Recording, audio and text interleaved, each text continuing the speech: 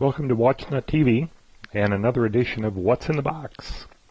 In this edition we're reviewing a brand new Rolex ceramic Submariner, model number 116610. So let's see what's in the box. You can see we've got a complete box set here. All inner and outer boxes and everything. Documentation is complete. We have a U.S.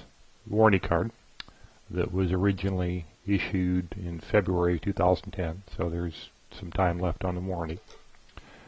We have the guarantee manual, obviously, which should come with the set, and we have this kind of cute little Rolex leather wallet to hold them in. We have the Submariner date instruction manual.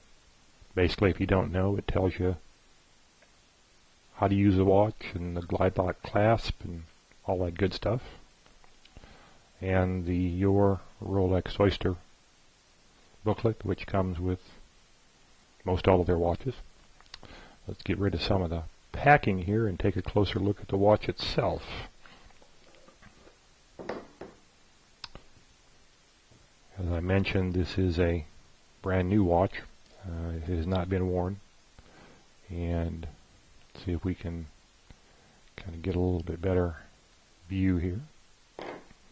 Get it out of the box so we can see it closer.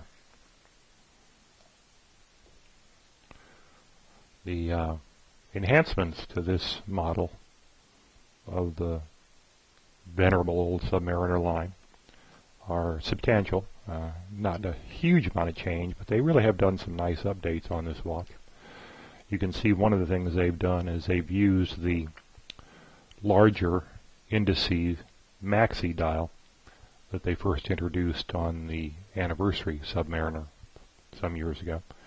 Just bigger markers all around. Gives the watch dial a much more robust face. They've added an anti-reflective coating underneath the Cyclops crystal, which provides a much nicer, clearer view into the magnified date wheel than has been able to hitherto. And of course the ceramic bezel, it's obviously ceramic with the lettering being ion deposited, is a rugged bezel insert that obviously will last pretty much indefinitely, won't be prone to the fading of the previous generation of painted aluminum inserts. They've made the case lug width a little bit wider on the watch to give it a more robust look. But it's still the same basic sub, still the same 31-35 movement. This watch still has all of the protective plastic all over it, so I can't give you a real close look at the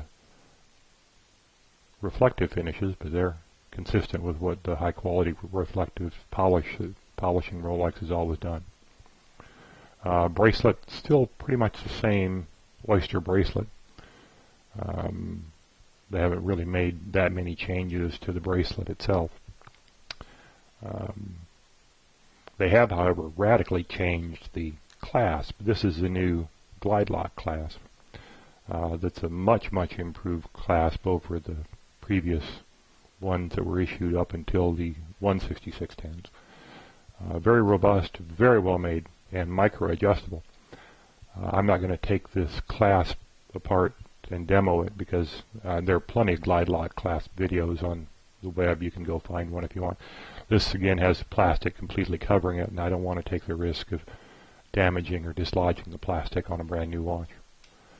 Obviously hang tags. The hang tag is serial number to the watch, as is obviously the warranty card, and needless to say the watch itself.